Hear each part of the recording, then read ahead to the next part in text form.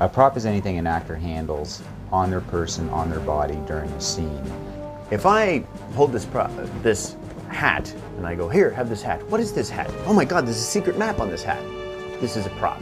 I mean, it's a real gray area. There's a lot of work between props, set deck, and costumes because of the interpretation of what's going on in the scene. If I wear this hat and never refer to it, it's just on my head, it's a costume. If this hat is on a hook behind my head on the wall, it's set dressing. Construction will build a set deck, and paint will get it prepared. We work with the actors. We bring the sets to life. Now we know what a prop is.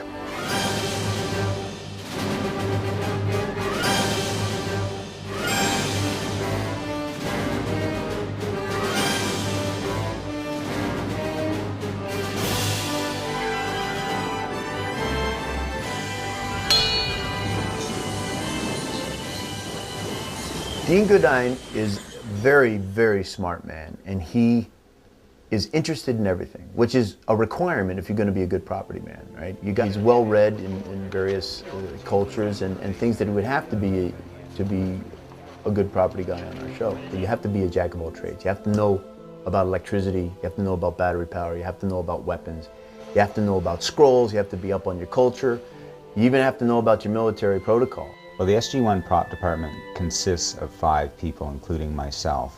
There's myself, obviously, as the prop master, who I gather the information, I do all the budgets to break down, and then Kenny Gibbs, my on-set assistant prop master, very vital role. My on-set crew, these are my top guns. Androsh Bogoli. Bogoli! And this is my right hand, my everything. Ocean Usac. Kenny's role is vital. He has a closer relationship with the actors than I do. He has their confidence, he makes them safe, he explains how things work, he makes them look confident in what they do. When you work on set and props, which is my background as well, you have to have a calm personality no matter what's going on around you. You basically have to trust people. You have to let them do their job. You can't micromanage. Having a great, strong personality when it has to be there is one of the key assets to being an on-set prop person. Oh, what we got here? We got a whole bunch of what we call field medical kit. All this is hard plastic, little lab technician stuff. Action for the actors. Basically clamps, forceps, and stethoscopes, and all field equipment to make it look like we're really actually in the field instead of here in the studio. We're proud of our props. Just like that.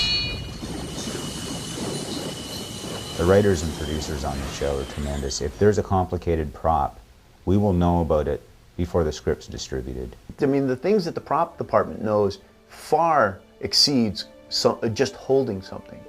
In fact, on many sci-fi shows, the property department is also the research department. They have to do an enormous amount of research to back up what they're doing. I always think of the worst case scenarios when I'm building a prop. Obviously, manufacturing is always the first thing you look for because it's the thing that takes the most time, takes the most R&D, and takes the most collaborative effort. The first thing that I will do is I will have a prop meeting after I identify what this item is and sit down with the writers and producers and talk about what does this have to do. There's usually a concept drawing that will come out quite quickly. A lot of times the concept drawing is floating around even before the script if the information is there. Myself having a strong background in working on set, I'm the guy who goes, how safe is it? Is there a break point? How easy is it to change the batteries? I'm always aware of time because when you're standing on a set and you're shooting 7, 8 pages a day, the worst thing in the world is to stand there while 200 people look at you while you're trying to fix something. You don't even know where the batteries go. And from what I've been told, sometimes you have to break the thing open to put the battery in. And of course, these guys are just sweating and their butt cheeks are just slammed shut from the stress. Well, welcome everybody to the Stargate SG-1 and Atlantis lockup. We have 3 lockups, but this is our largest one. It holds the most props that we have. We always start here because rather than go out and try to source briefcases and different things, we'll always start here to see what we already have, because in all honesty, sometimes we don't even know what we have because there's just so much of it. To your right is all of our incidentals and all the stuff we use every day, part of the props kit. Oh, look at this. The staff of the Ori. The new bad guys. Oh, the prior staff.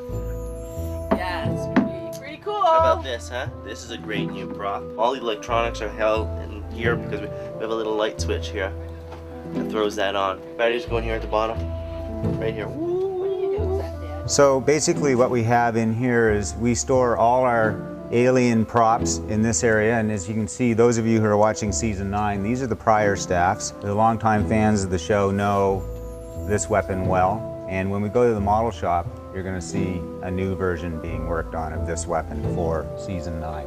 We have the subspace communicator, which is what transports Vala and Daniel back in time. Is it powered by nuclear fusion? What powers these things? Well, batteries.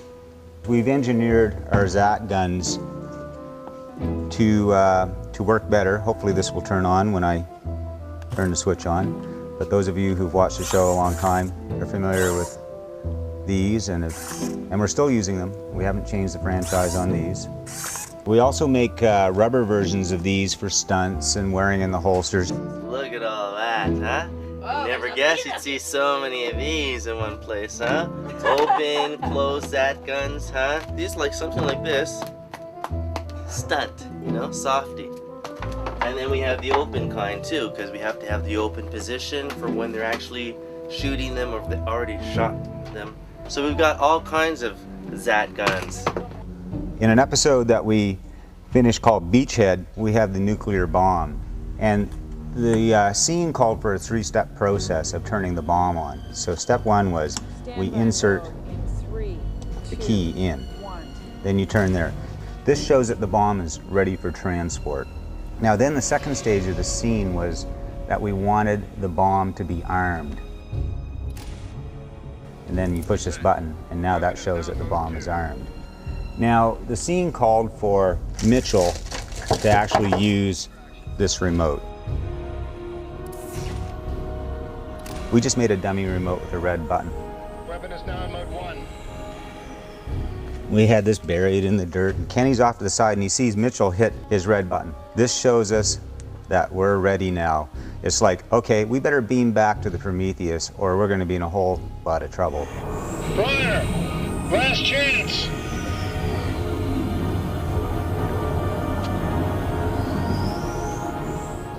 In another episode earlier this year, Avalon, we had a big sword fight. Swords are always my biggest fear because you have a blade. If the blade breaks, it's a flying piece of metal flying through the air. So the material we use here is aircraft aluminum. Very durable, won't break. And when you watch the episode, these guys are really bashing these swords. And all we have to do between takes is we had a number of swords and we would rotate them in as we just buff them out. It's a fairly broad edge. We also had one that's down on our truck that's camera friendly, very good for close-ups. Stuff like this beautiful sword we used on Avalon Part 1 and 2, we keep this so we know what it is. We don't even have to label it. You may recognize a few things from previous episodes. Everybody's familiar with the Jaffa cannon. The super soldiers, this is where they pause in between trying to take out our heroes on SG-1. Because we are a military-based show, we do have a surplus of military gear, bulletproof vests. These rocket launchers are not real that are down in this corner. They're mock-ups. Various vests that have been shot up, and you can see like bullet holes in the back that we've cut in. All our ropes, somebody's very bad sense of humor. Probably in your bedroom this would be tacky, but in the middle of the set it actually looked pretty good. It's prop assistant from the 3rd season. I guess we must have locked him in here for a period of time. The fans will recognize props from days past. Everybody knows the wrist ZAT holders for the Jaffa, and we don't use these anymore, but everybody recognizes, I'm holding it upside down, but the Turgun from earlier seasons. When Carter last year was a replicator, this is her replicator arm. We made this to fit her hand and we gave her a grab point inside, and Carter actually wore, it wasn't all CG. We do practical and mechanical effects on this show as well, which is half the fun. I mean, if CG did everything, it'd be a pretty boring place. It's kind of detached. But when O'Neill was killing replicators, this is the device. It fires on air, it does light up. Obviously it hasn't been used for a year, so it's not been prepared to work. Pretty much everything in here the model shop has made. And it's a phenomenal volume of work that these guys turn out, because not only do they work for me, they work for costumes, they work for construction, and so there's a lot of effort that those guys do. It's kind of what I can show you here. I think we should go over to the model shop and meet Gord and his talented team and see what they do there. Every department thinks they're the most important department, but on Stargate, the model shop is really the most important department. If I didn't have these guys, I wouldn't be here. We get a drawing from the art department, and Gord will post the drawings on the wall of things that he's building. This drawing here represents the weapons that were used by sort of alien renegades in one of our episodes this season. They never fired them or anything, they were just holding them in the background, but we wanted to do something cool. You can see the scope of what we have to work with here in the model shop. It's in conjunction with a construction shop. They're doing latex trees right now. We have a full machine shop. This is our state-of-the-art CNC machine. This is what the blades are made in. Any of the mechanical pieces, basically they'll design on a computer and this machine can cut it out.